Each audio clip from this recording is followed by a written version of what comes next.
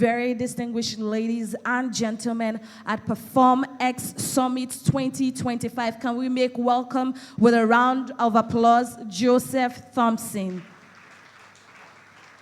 Joseph Thompson is a consultant for businesses/churches and co-founder, Rehoboth Home Care Services, RHC, a home healthcare business jointly owned by him and his wife, Shola, which they started at the height of the pandemic in 2020. Joseph has built a reputation as a trusted leadership consultant to businesses and churches across the United States and the UK, as well as a successful voice acting career in the voice-over space. Originally from Nigeria, West Africa, Joseph has enjoyed the privilege of living in different parts of the world, seeing the sights, hearing the sounds, and smelling the smells of the amazingly varied cultures that God has blessed our world with. A self-described cultural architect, Joseph thrives on helping individuals, organizations, and communities shape their ethos through life's myriad story. A certified trainer in emotional intelligence, Joseph's passion for storytelling, as well as his characteristic probity and subtle humor, serve to make his communication style easy to understand and his message easy to embrace. His academic background includes a number of college degrees, but if you ask him, his real superpower is his love for people and his passion to see them successfully navigate life's myriad experiences. Joseph crisscrosses the United States and globetrots the nations, speaking at various conferences and seminars on organizational management, leadership development, and emotional intelligence as an effective business/ministry tool to help build teams and navigate the constant changes in the business/ministry landscape. I once swallowed my chewing gum because I was so nervous that I started to gag and choke on it because it was stuck in my throat. The problem with that is I was standing in front of 500 people doing a presentation on how to professionally give presentations. How many of you think there's a problem with that?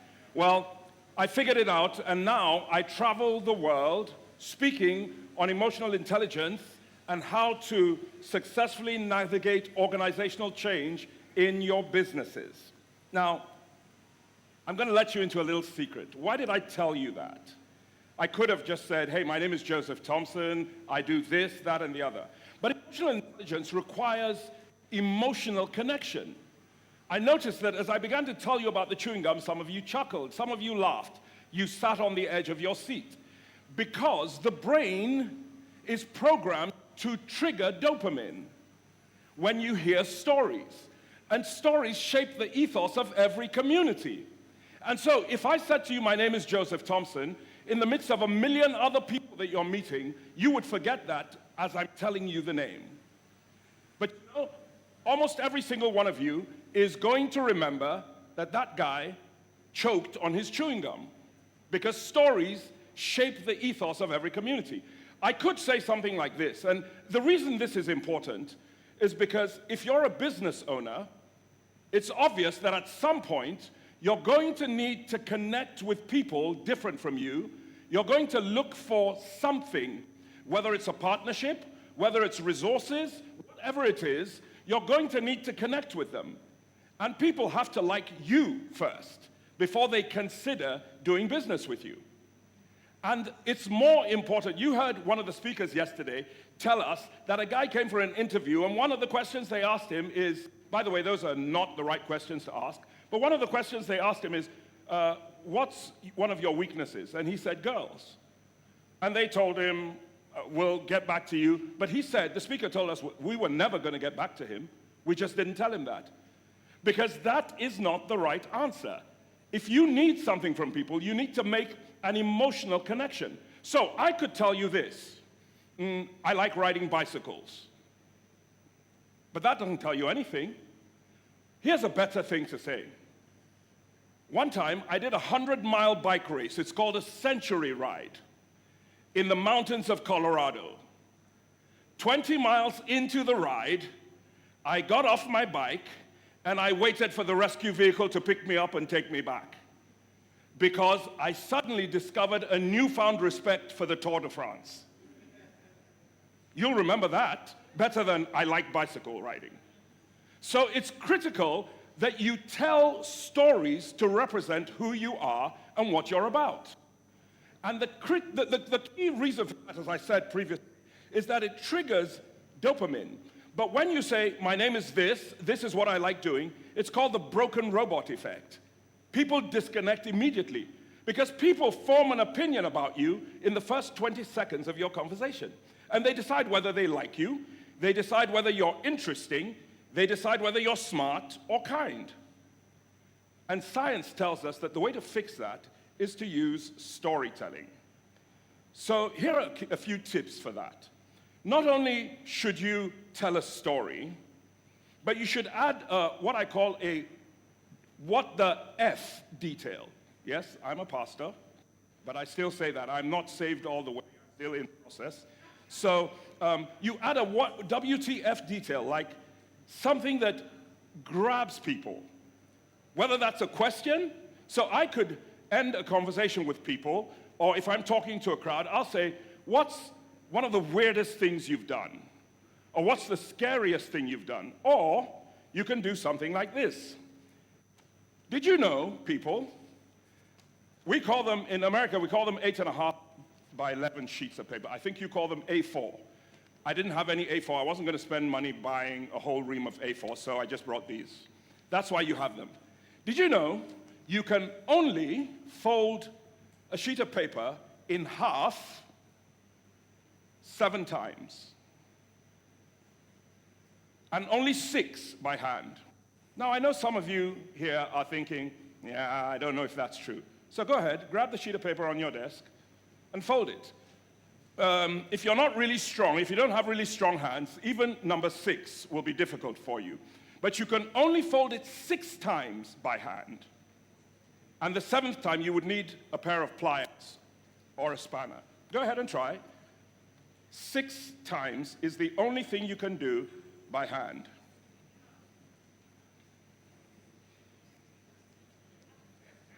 Keep track. Ladies, you might need assistance from the guy beside you when you get to number 5, because after number 5, 6 will be difficult. But more than likely, if you're strong enough, you can get 6. Nobody can fold it 7 times by hand. 6 times. 6 times by hand, yes. You can do it 6 times by hand. Very good. Okay, now get this. Here's a WTF detail. In other words, doesn't really matter. But I could be your phone a friend on Who Wants to Be a Millionaire, because it's a useless bit of information, but you never know, they might ask that question. Did you know if you could fold a sheet of paper 50 times, it would stretch further than the earth to the sun? That is, it would stretch. Who's a good scientist here? Who can tell me what that distance is? What's the distance from the earth to the sun? Anyone? No, that's not a piece of information you have. It's 390 million miles. So if you could fold, we could only fold it 6 times by hand and 7 times in total, but if you could fold it 50 times, it would stretch that long. Now, why is that important? Because it stimulates your brain. It causes you to think. Do you know that all the biggest corporations in America and across the world actually understand that emotional intelligence, EQ, is more important than IQ? They hire people for EQ, not for IQ. I can teach you stuff. And IQ, you're born with it. You have no control over what your IQ is. But your EQ is something that you can shape. And why do they have EQ as the most important thing? Because they're creatives. And in order to stimulate creativity, you have to engage the full presence of your brain. And so EQ does that, which is why they create areas of play and function. People in Google and Microsoft and Apple ride their scooters around the office. They have big open spaces with greenery inside the buildings, trees where people just sit under tables. If you've been, you know I'm not making this up. Why do they do that? It's to stimulate creativity. We also heard one of the speakers tell us yesterday that one of his interns was the one who came up with the idea that made their business as successful as it is. So, having said all that, that's just my introduction. Let's get into actual emotional intelligence, EQ. What is emotional intelligence? Because in the past few years, You've heard a lot of buzz, and it's become sort of a business term. What it is it actually refers to the ability to identify and manage your own emotions as they're happening, as well as the emotions of others, to understand what your triggers are, what makes you respond and react in a specific way. Why does that matter? Because our world is getting smaller. Technology has made our world so small that we are interacting with people from other cultures. I'll give you an example of that. I have a friend who's an attorney here who likes to type on social media in all caps. So I reached out to him. I said, "Do you know that you're shouting?" He said, "No, I just like to type in caps." I don't care what you like. This is a global marketplace. And it has been defined as when you type in all caps, you are shouting. So if you think you're not, even if you just like to type in all caps, what the rest of the world sees is an angry guy shouting. Stop it. You must learn how to play in the global market square. You must understand how it works so that you can be effective. So, somebody's moved all my slides for me. Here we go. Emotional intelligence refers to the ability to identify and manage your own emotions as well as the emotions of others. And here's what it is. You have to understand it's made up of 4 quadrants. Emotional awareness, the ability to perceive and name your own emotions. What is it that you're feeling in the moment, and how do you respond to it? Judging from the way we drive on our streets in Nigeria, we lack emotional intelligence completely. All we do is road rage. I mean, I'm so grateful that this is not a country that permits private citizens to carry guns. There'd be dead bodies all over the street from road rage. That's because, and here's what we don't realize. When you get angry with someone you have never met in your life, simply because they crossed you, you have just given control of your emotions over to someone else. Someone that has no bearing or impact on your life in any way. When the reality is, just let him go. Your car is more valuable to you than it is to him. But we're constantly fighting and trying to establish rights. How do you establish rights in a context where people aren't reasonable enough to accept that they're wrong? I mean, if you're driving against oncoming traffic, you have to know you're dealing with a madman. There's no reason to try and block him because you're in a hurry, you've got appointments, you've got things that you need to get done. So trying to prove your point is what I call an exercise in futility. It's a Pyrrhic victory because he doesn't care. Here's the next part.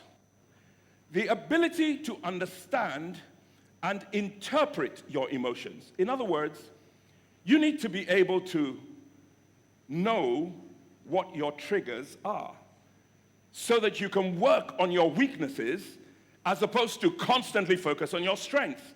Strengths are already a strength for you. You don't need to fix them.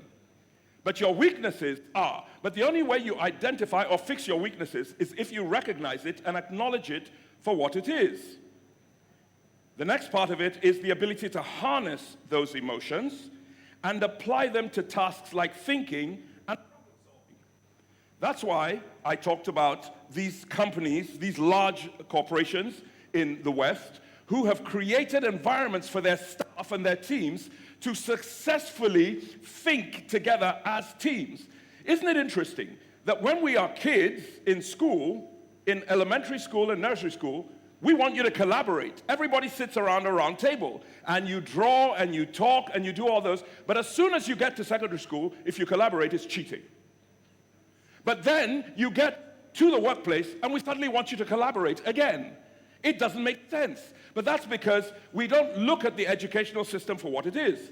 The educational system that we still operate under was an educational system created for the Industrial Revolution.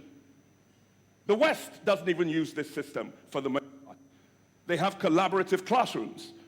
China has collaborative classrooms. We're still putting people on individual desks and separating them so they don't collaborate, because we judge their brilliance based on passing an exam. So if you can cram better than me, you're apparently smarter than me. But some really smart people may not be really good in school or at academics, but they're really good with collaborating and thinking intuitively. So here's what I need you to know, that these emotions are perceiving your emotions, understanding your emotions, managing your emotions, and then using your emotions. You can use your emotions. You know, in America, every time I talk in places, people say, "Why are you so angry?"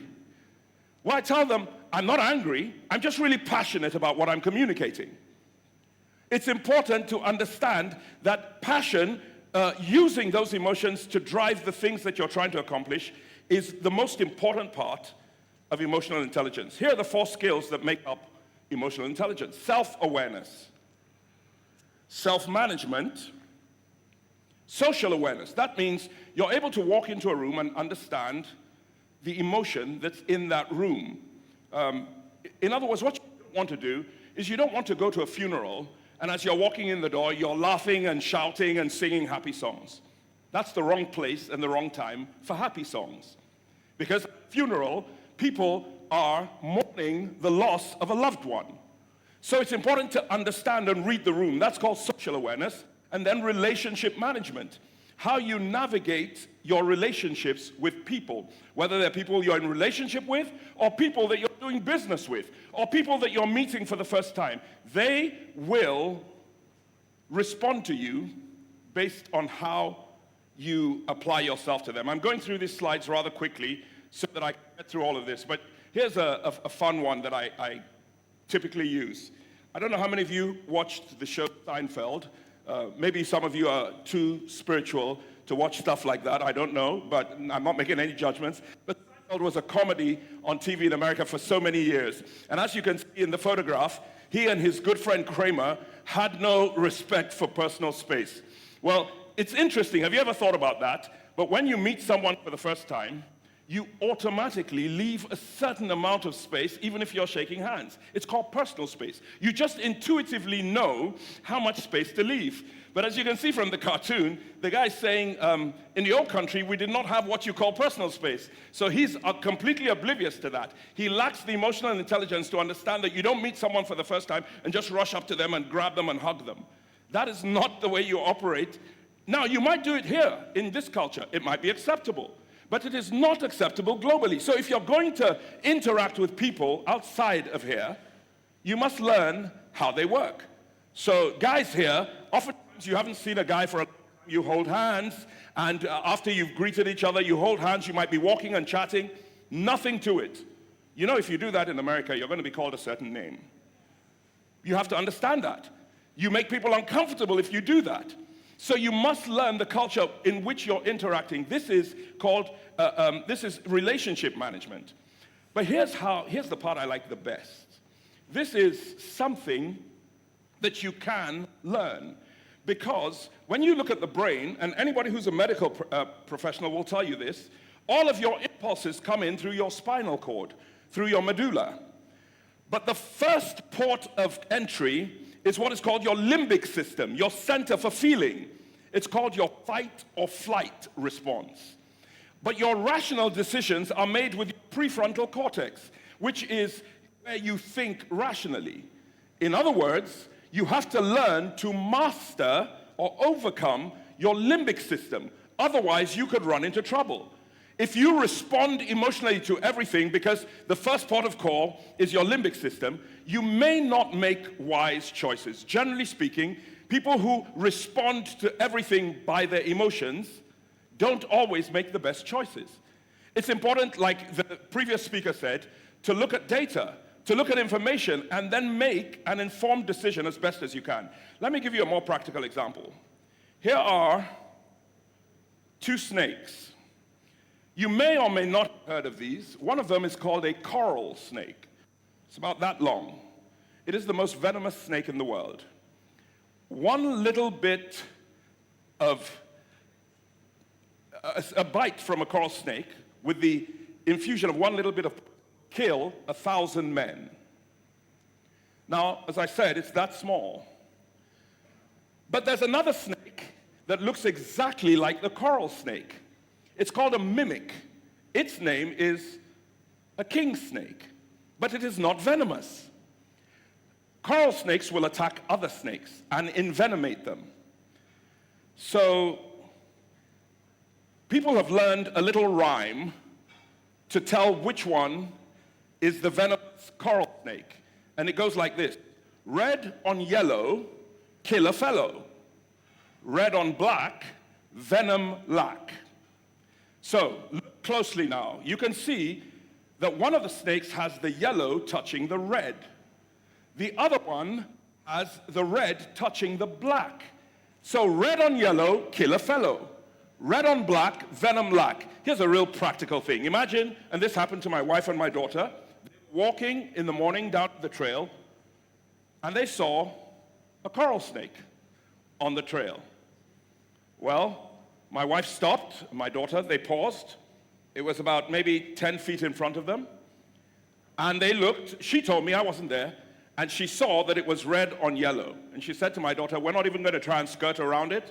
Let's go back.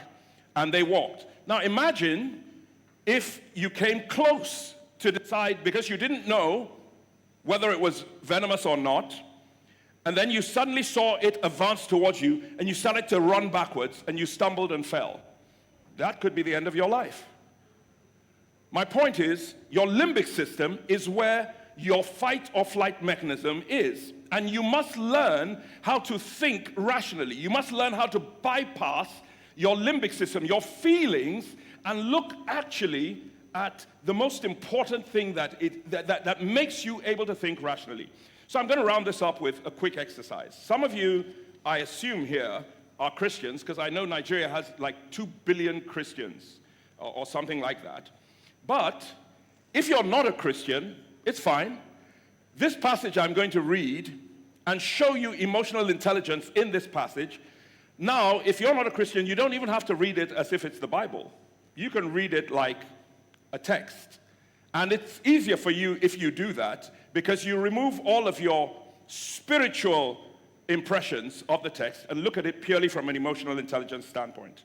So let's look at this. I'm actually reading from the New Living Translation, and I'm not going to put it up because every one of you has an electronic device on which you can pull up a Bible. So go ahead, if you have U version, and if you don't, just look at your neighbor, they have, and share with them. Pull up U version, and pull up John chapter 4, verses 5 to 10, and then 15 to 19 and 25 to 29. It doesn't matter that you remember the verses. I'm just going to read them. And then I'm going to show you what emotional intelligence actually looks like, so that you know there are practical ways that you can live this. Eventually, he came to the Samaritan village of Sychar, near the field that Jacob gave to his son Joseph. Jacob's well was there, and Jesus, tired from the long walk, sat wearily beside the well about noontime. Soon a Samaritan woman came to draw water, and Jesus said to her, "Please give me a drink." He was alone at the time because his disciples had gone into the village to buy some food. The woman was surprised, for Jews refused to have anything to do with Samaritans. She said to Jesus, "You are a Jew, and I am a Samaritan woman. Why are you asking me for a drink?" Jesus replied, "If you only knew the gift God has for you and who you are speaking to, you would ask me, and I would give you living water." "Please, sir," the woman said, "give me this water. Then I'll never be thirsty again, and I won't have to come here to get water." "Go and get your husband," Jesus told her. "I don't have a husband," the woman replied. Jesus said, "You're right, you don't have a husband, for you've had 5 husbands, and you aren't even married to the man you're living with now. You certainly spoke the truth." "Sir," the woman said, "you must be a prophet." The woman said, "I know the Messiah is coming, the one who is called Christ.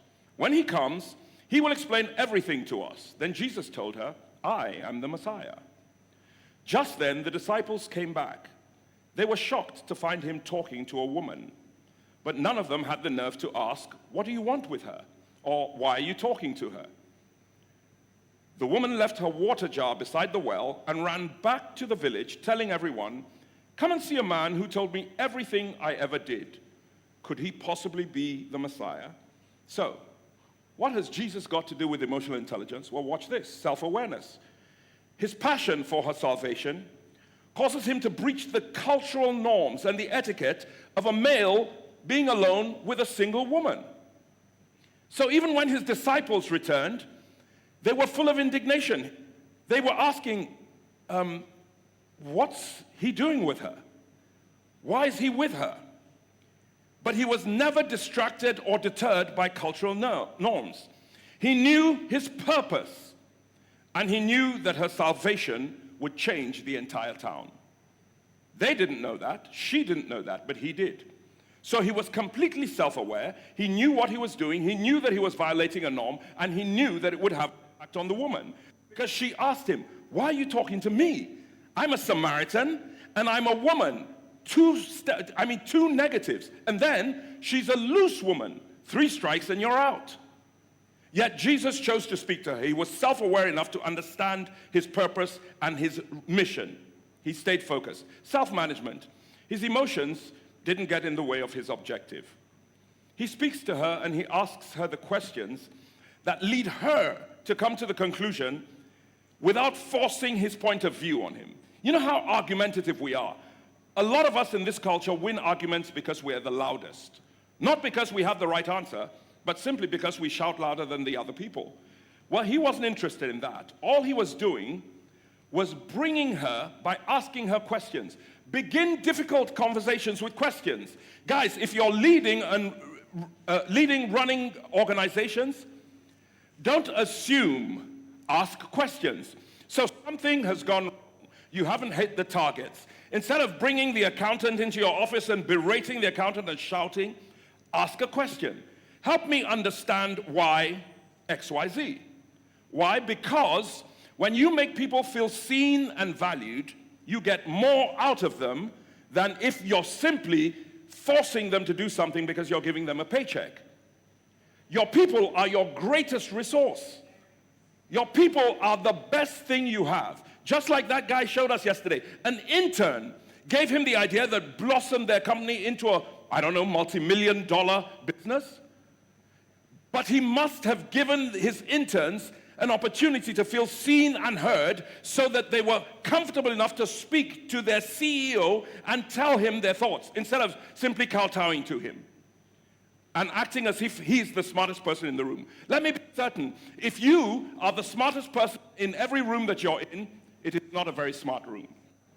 That's not an insult to you.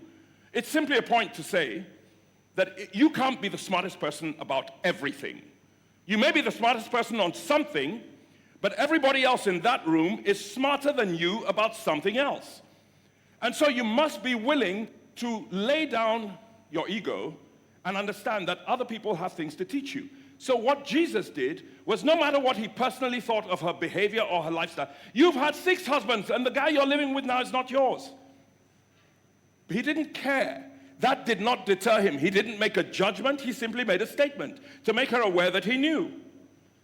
He didn't even take an aggressive stance towards her. He didn't judge her lifestyle choices. He gently steered her towards his intended goal. Oh yeah, you're right about this Messiah thing. I am he. Third thing, social awareness. Her presence at the well at the height of the noonday sun was evidence that there were things she was hiding and that she didn't want to be around people who would constantly judge her. I mean, think about this. They lived in the wilderness, in the desert, and at the height of the noonday sun, nobody was at the watering hole because the well was the center of gathering, the center where gossip happened, where you learned about what was going on in the village. But they gathered when the sun had gone down, in the cool of the day. But she came in the heat of the noon sun so she could avoid the people who would despise her and judge her. Jesus knew that. And so he sent his disciples into town to go buy food, and he hung out by the well, knowing that she would be there. He was so socially aware that he knew that if his disciples were around, she wouldn't open up. And so, aware of the social implications of her living situation, he helped her navigate shame carefully by being aware of how he confronted her issues. And watch this, relationship management. He knew the truth about her. He knew what she needed to do to fix her emotional brokenness. But he managed his conversation with her so well that he never said, "This is what you must do." He let her come to the conclusion herself. And here's what she did when he was done with the conversation. She had come to the well to fill her jars of water and take them back to the village. The Bible says that she left her jars of water at the well and ran back to the village, calling all the villagers, "Come and see a man who told me all that I've ever done. Could this be the Christ?" So the very reason for which she had come to the well, she ignored, because he had had such an impact on her. Now I want you to transpose that to your business. All of your employees, imagine if they truly believed that you cared deeply enough about them and their success. They would give you everything they have. You're not getting everything they have. If emotional intelligence is not at work in your business, you're not getting everything your employees have. What you're getting is what you're paying for. Which is why there's so much dishonesty. Which is why they're willing to steal. But if you are willing to make them feel valued and seen and accepted, if you are willing to invest in them, they will give you the best of them. That's what Google, Apple, Microsoft, that's what they do. They invest in their employees, not just financially, but emotionally, so that their employees feel seen and valued. They recognize that they have a role to play in growing this organization. So are your employees simply workhorses? Or can you recognize that they are people who matter? And they can be your greatest asset if you're willing to spend your time investing in them. I've got to round this up. So, a study was done. A fascinating study by Northwestern University. It was the happiness quotient. And this study showed that when they measured the happiness levels of regular people against people who had won the lottery prize the year before, the researchers were surprised to discover that the happiness ratings of both groups were practically identical. Because the mistaken notion that life events exclusively are what dictate happiness. If you get enough X, Y, Z, if I can only have enough money, if I can only build a house, if I can only drive this car, if I can only do this. Look, regular people and lottery winners, almost imperceptible in the difference. You know what they discovered really made people happy? Investing in other people. Pouring into the lives of other people so that they became better. And when people become better, and this is a credit to Dr. Aki, because I know that two of the guys on stage yesterday, the tech module guys, who are incredibly successful, owe a lot of their success to him. He has mentored them, and they acknowledge that from the platform. So, he's not concerned about using them or taking money from them. He's interested in making them even more successful than him, so that when he does, their success is his success. So, let me close with this thought. If, indeed, emotional intelligence is a critical factor in today's business world, how much of it are you using in your everyday life? And how much of it are you using to build your business? Because the greatest resource you have is not the dollars in the bank, it's human resources. And if you're not investing in your human resources, you're not getting best out of your business. Thank you so much.